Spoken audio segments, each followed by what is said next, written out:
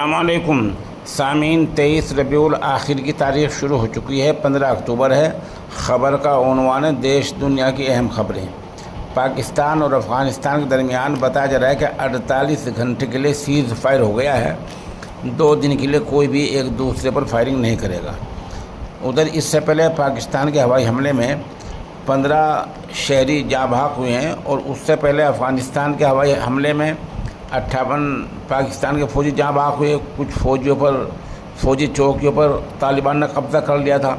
तो बल्कि इस तरह बताया जा रहा है कि अफ़गानिस्तान बहुत ताकतवर मुल्क होता जा रहा है और उसकी ताकत के सामने पाकिस्तान ने एक तरह से घुटने टेके हैं और दो दिन के लिए सीज़ फायर का ऐलान हुआ है। उधर रियासत तमिलनाडु में हिंदी ज़ुबान के गानों, मूवी और होर्डिंग पर पाबंदी लगने जा रही है। वहाँ की सरकार ऐसा असेंबली में बिल लाने जा रही है जिससे हिंदी मूवी, हिंदी ज़ुबान के गाने और हिंदी में होर्डिंग लगाना वहाँ बैन हो जाएगा, पाबंदी लग जाएगी। उधर एक पार्टी है सुहाल देव भारतीय समाज पार्टी का नाम बहुत लंबा है, आप इससे समझ जाएंगे कि इस पार्टी के सदर का नाम है ओम प्रकाश राजभर।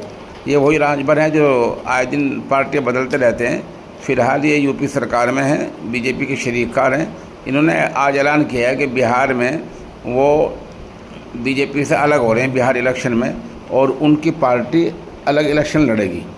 बताया जा रहा है कि उन राजभर ने अपनी पार्टी के उम्मीदवारों के नामों का ऐलान भी कर दिया है। तो बहरहाल अभी ऐसा मुश्किल लग रहा है क्योंकि उन्होंने ये कहा कि वो कल अमित शाह से भी मिले थे लेकिन उनको सीट नहीं दी गई। तो अगर कोई सीट मिल जाती है या कोई और वादा रातों रात कर लिया जाता है तो राजभर का पक्का पता नहीं होता वो कब अपना बयान वापस ले सकते हैं। उधर हवलदार संदीप खुदकुशी मामले में आईपीएस पूरन कुमार की बीवी समेत 4 अफराद के खिलाफ एफआईआर दर्ज हुई है। हवलदार संदीप वही हरियाणा का रहने वाला है, इसने भी खुदकुशी कर ली थी। इससे पहले सीनियर आईपीएस अफसर पूरन कुमार ने खुदकुशी कर ली थी। तो हवलदार के घर वालों ने आईपीएस अफसर पूरन कुमार की अहलिया समेत 4 के खिलाफ रिपोर्ट दर्ज कराई है। अब पुलिस पूरे मामले की जांच कर रही है।